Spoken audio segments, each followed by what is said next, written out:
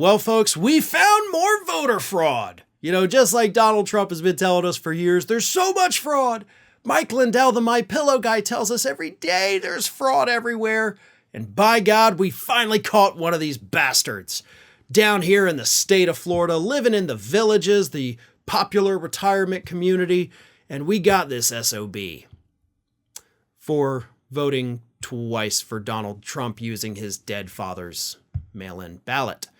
So, as per usual, the voter fraud was once again committed by a Trump supporter. Oops. But the story gets even funnier, because this guy actually got busted thanks to Ron DeSantis's election fraud police.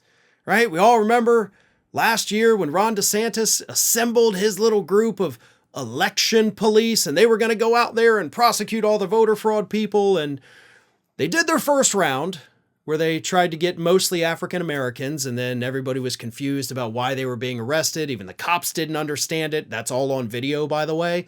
And most of those charges, pretty much all of them, I think at this point, were dropped. But not this one, because this one kind of got him red-handed. Here's what happened.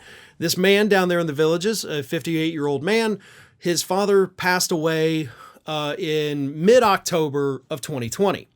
But his father had already received his mail-in ballot, but he had not filled it out and signed it. So the son, while the dad's body is still warm, was like, let me go ahead and fill this out for Donald Trump here. Here we go. I'm going to sign my dad's name to it. And sent it back after his dad had died. And they caught him because they realized that, wait a minute, the signature on this doesn't match the dad's previous signatures, but it matches the son's almost spot on. So they convicted him. He was found guilty of forgery to alter public records, fraud in connection with casting a vote, and passing a counterfeit instrument. He is now the fifth Trump supporter from the Villages, from that one community, to be busted and convicted for voter fraud. Now, the other four individuals from the Villages who have been busted for voter fraud in connection with the 2020 election, again, thanks to Ron DeSantis' election police, you're doing a good job of getting rid of all the Trump voters for us. The other four received not deferred prosecutions, but deferred sentencing. So they just have to go to counseling and they have to do all this other stuff so that they don't get sent to jail.